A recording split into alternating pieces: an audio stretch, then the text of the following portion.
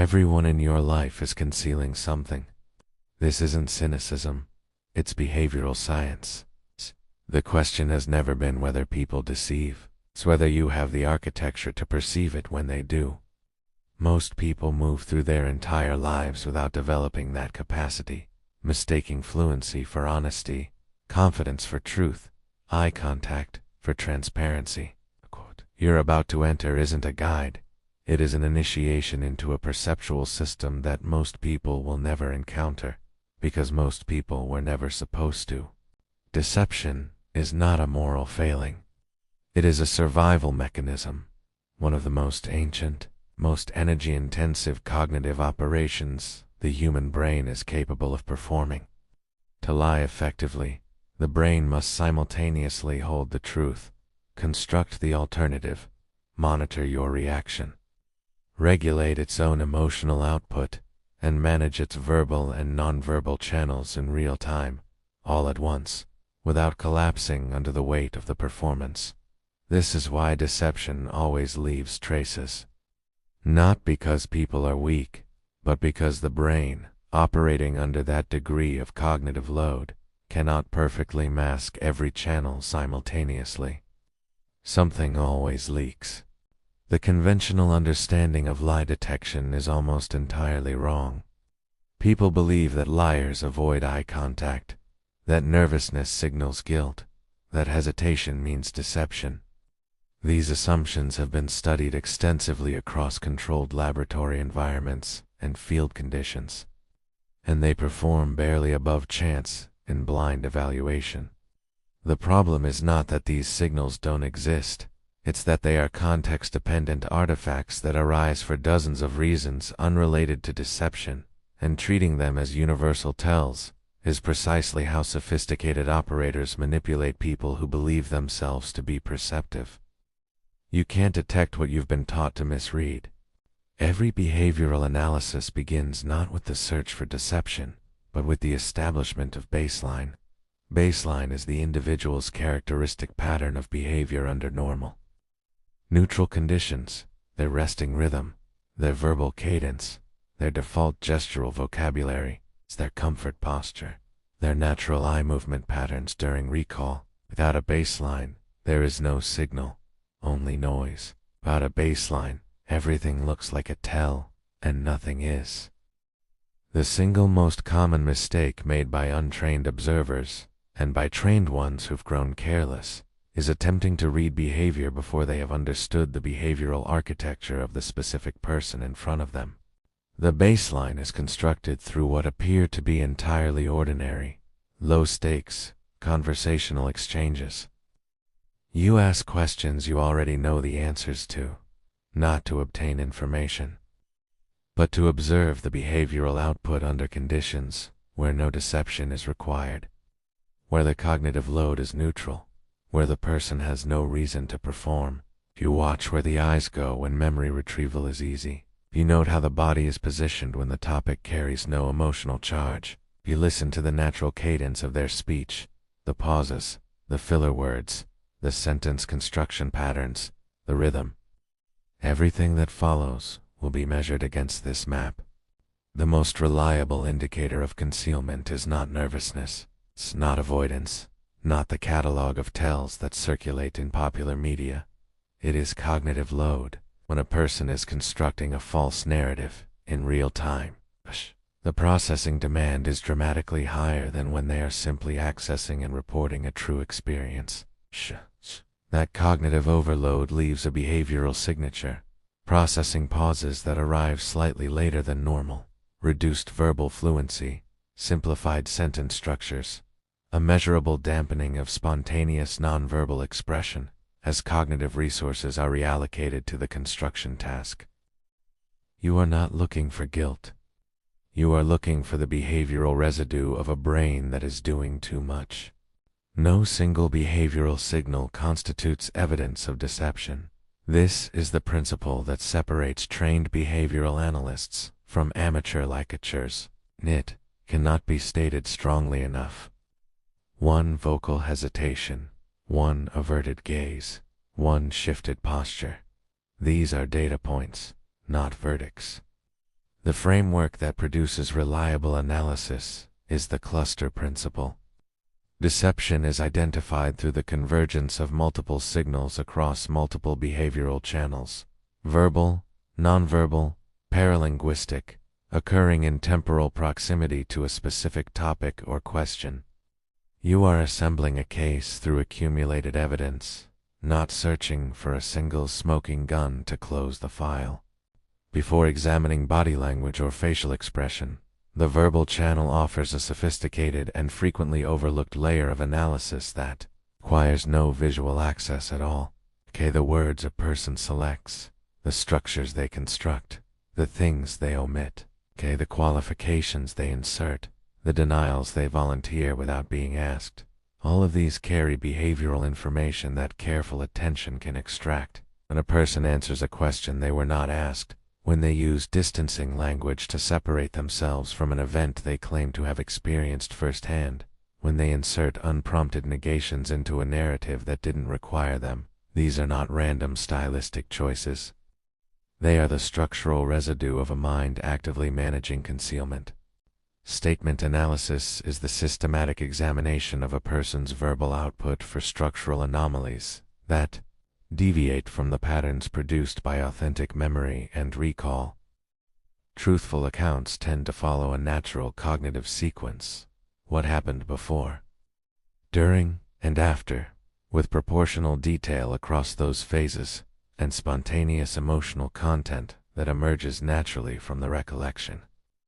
Deceptive accounts tend to compress or vague out the core event, compensate with elaborate peripheral detail, lack sensory specificity about what should be vivid experience, and distribute detail in structurally distorted ways.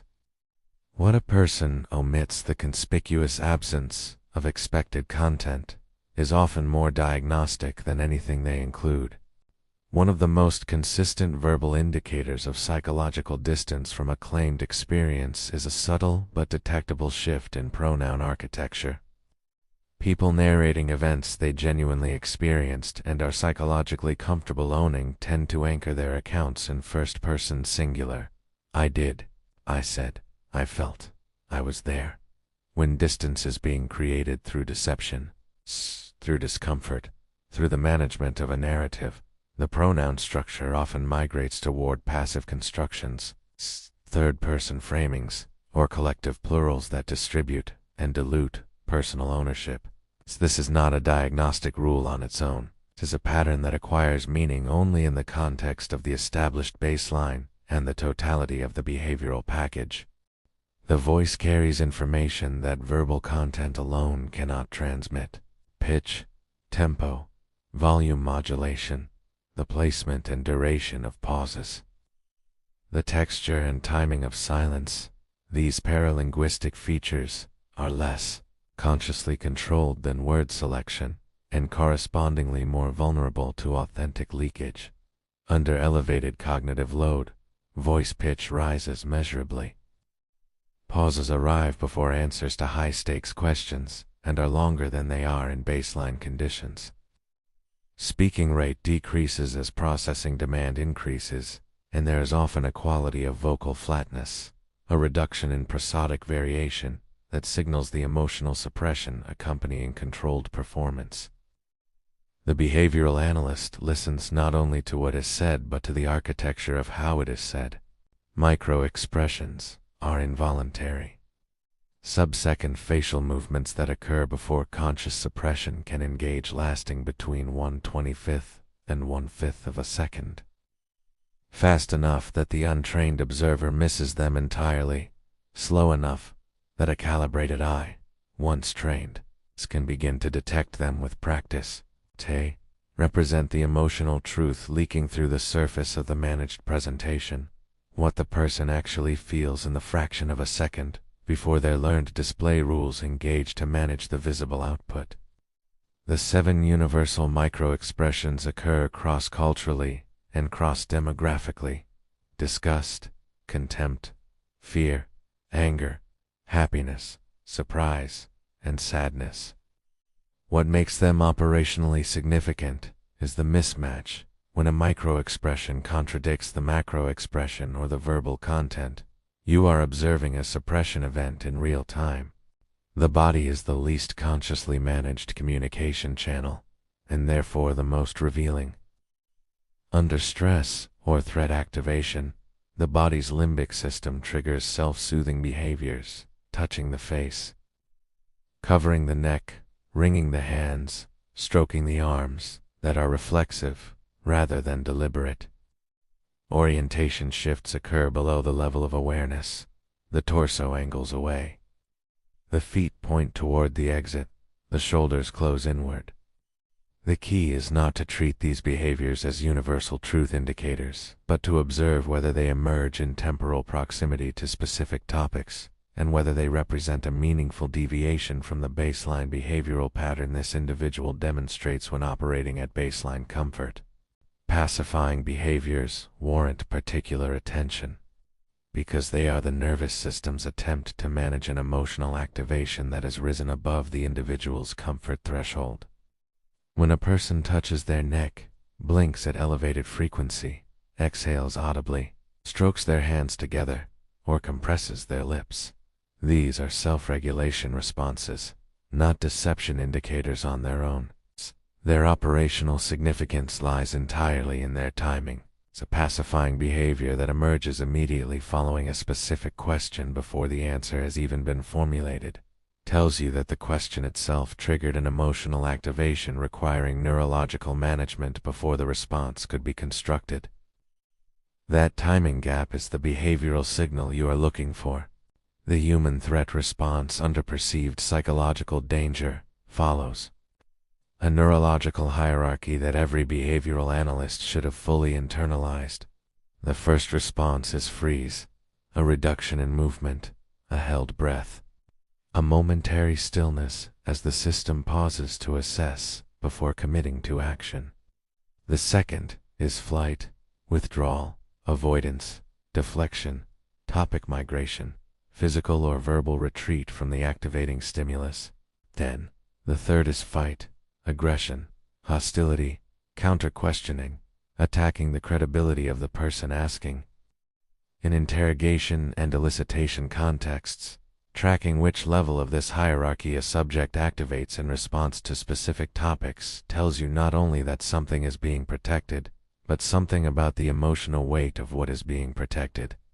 Elicitation is the discipline of obtaining information from a person who has not consciously agreed to provide it. It's through conversational techniques that work with, rather than against, their natural social responses. It is categorically distinct from interrogation, which is confrontational and pressure-based, and which signals its own intent. Elicitation operates invisibly through the subject's need for recognition, their impulse to correct misunderstandings, their tendency to fill silence, their desire to appear competent and knowledgeable, their ingrained social obligation to reciprocate. A skilled elicitor never appears to be extracting anything. They appear to be having a conversation. That appearance is the technique. Effective elicitation is built on the same psychological foundations as deep rapport. The person being elicited feels seen, respected, can genuinely engaged with, because the skilled elicitor is, in fact, genuinely engaging with them. Elicitor creates an environment in which sharing information feels natural, unremarkable, even pleasant, not through deception, but through the sophisticated understanding of what this specific individual needs from a social interaction and the construction of an exchange that meets those needs. Every technique in the elicitation framework is downstream of this foundational competency, the ability to read another person's psychological architecture and structure an interaction around it. The false statement is one of the most elegant and consistently reliable elicitation techniques in operational practice. You state something that is incorrect, deliberately, confidently, in a way that positions you as someone who simply has the wrong information and is happy to be educated.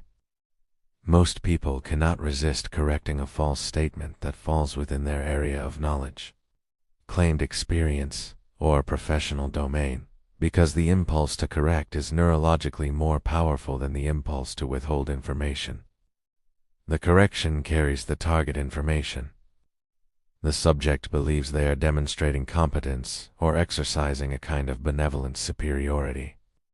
The elicitor has simply constructed a cognitive invitation that most people are constitutionally incapable of declining. The presumptuous question operates by embedding an assumption into the architecture of the inquiry itself, an assumption that the subject can only confirm, deny, or respond to, but cannot cleanly avoid. Rather than asking whether something occurred, you ask about the conditions surrounding it, the specifics within it, the sequence following it, thereby treating its occurrence as settled ground. The subject's response to the embedded assumption tells you whether the assumption is accurate, and the behavioral output accompanying their attempt to deflect tells you that the assumption has activated something requiring management. The question is not primarily about the answer it generates. It is about the behavioral response to its structure. The ego is one of the most accessible and most reliable entry points in elicitation work.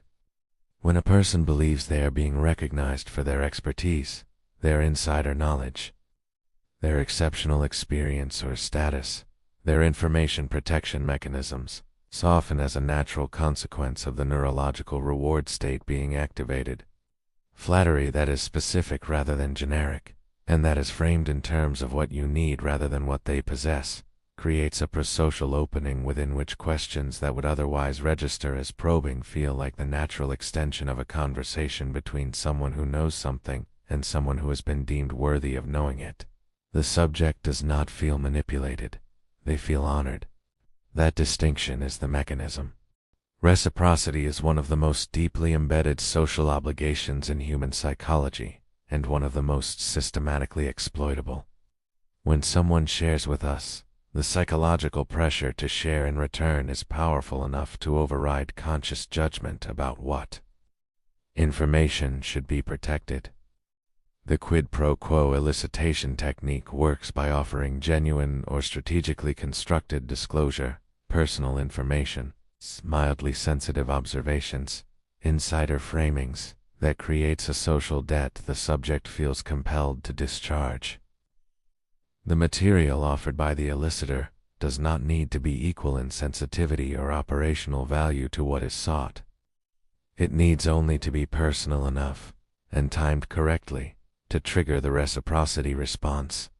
Silence is the most underused and most powerful instrument in both deception, detection, and elicitation, and most people are constitutionally poor at sustaining it.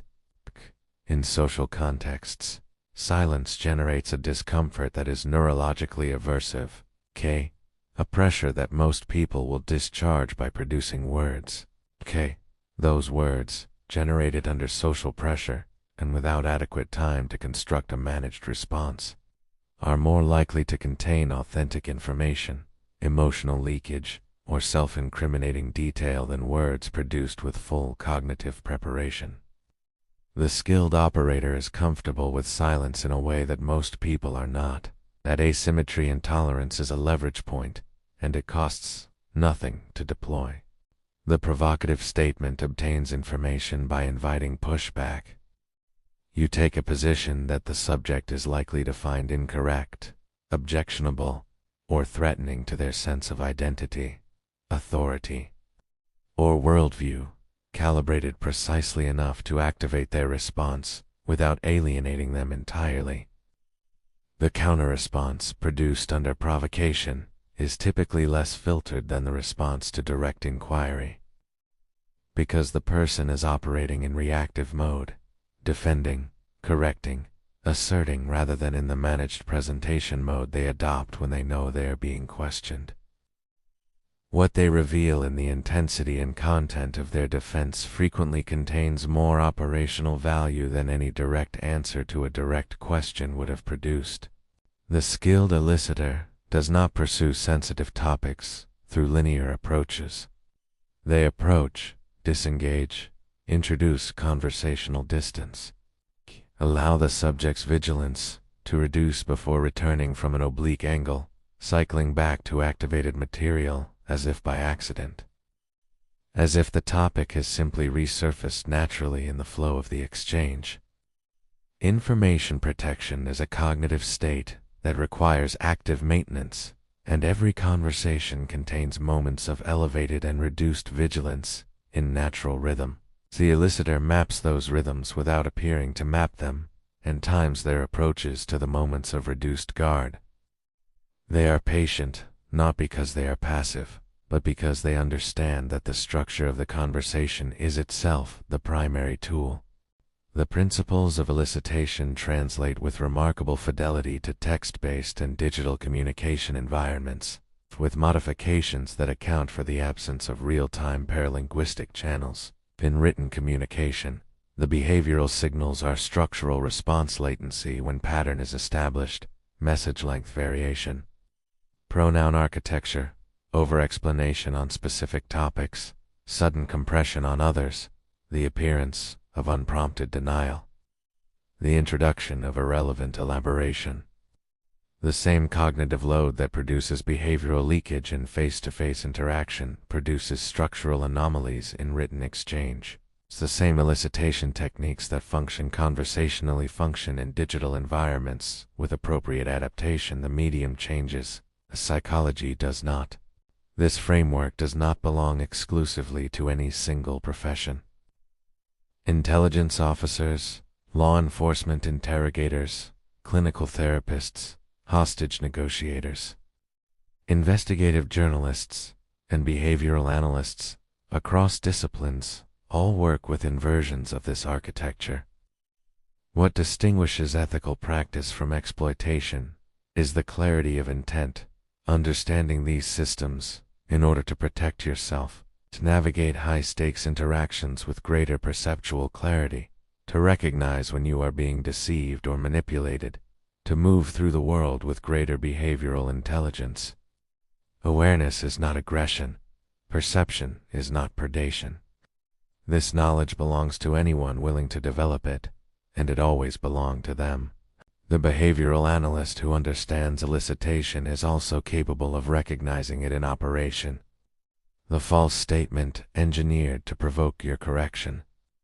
The flattery that softens your guard before the real question arrives. The reciprocal disclosure that creates social pressure for you to match the vulnerability. The strategic silence that invites you to fill it with information you didn't intend to produce. These techniques are invisible only to people who don't know they exist. Recognition is the first defensive layer, not paranoia, not reflexive withholding, but the calm, grounded awareness that conversations sometimes carry agendas, and that the most sophisticated operators conduct those agendas without ever appearing to conduct anything at all. Counterelicitation is not about becoming closed or adversarial.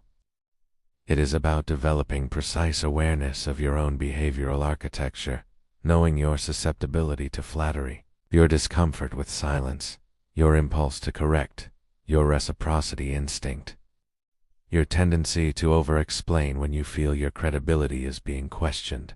Its protective response to a suspected elicitation attempt is not withdrawal. It is controlled information release. If you continue to engage, you continue to appear open and natural, but you manage what you offer with deliberate precision, treating each response as an information decision rather than a social reflex, giving enough to maintain the relational dynamic, while controlling the operational content.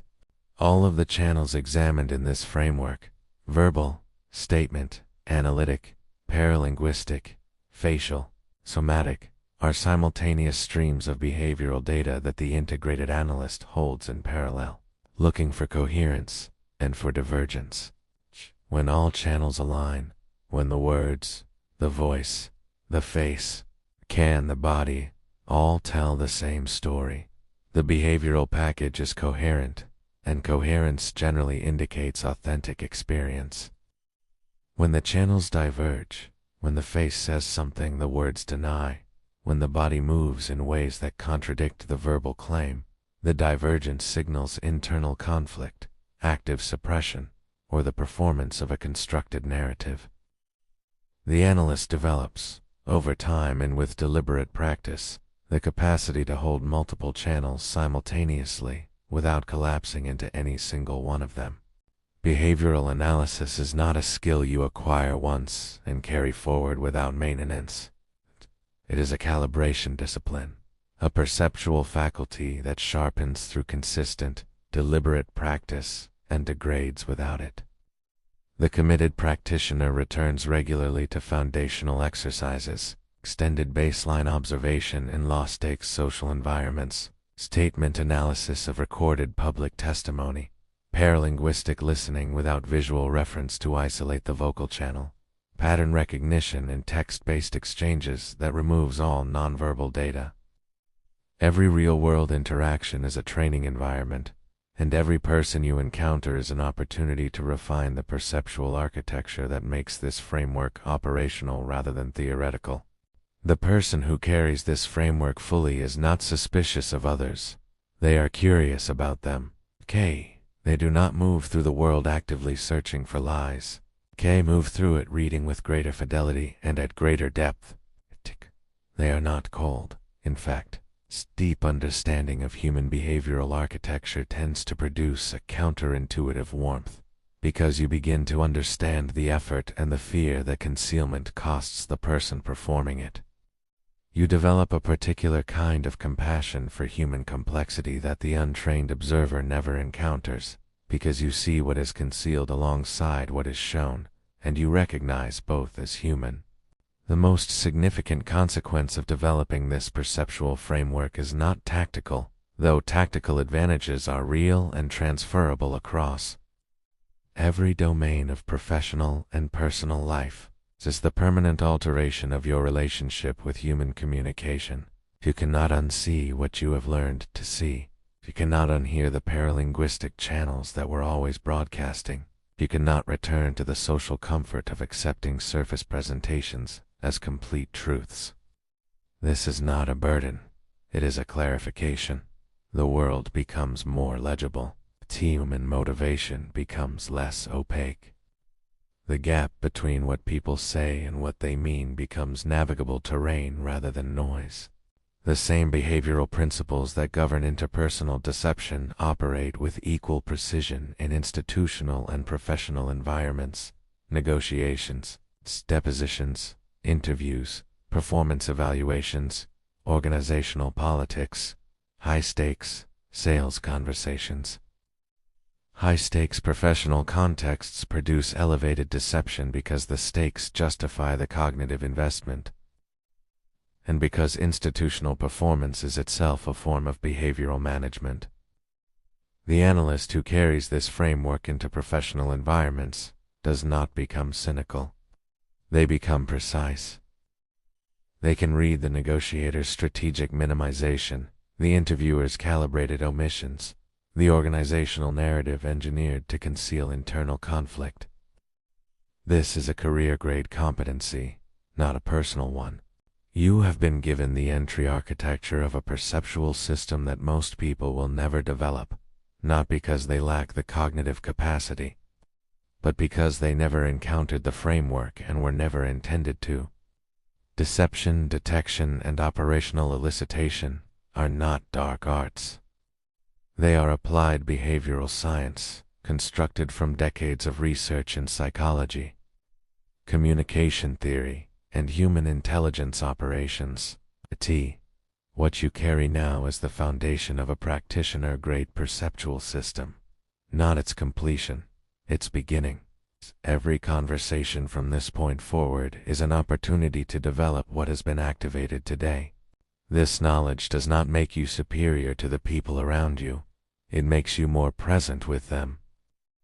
It removes the static of social performance and brings you into direct contact with the human architecture beneath the fear, the strategy, the need, the concealment, the deep and persistent longing to be understood without having to expose everything. The behavioral analyst carries this framework not as a weapon but as a lens. And that lens, once developed, changes not only how you read others, it changes how completely you are capable of being in the presence of any human being at all.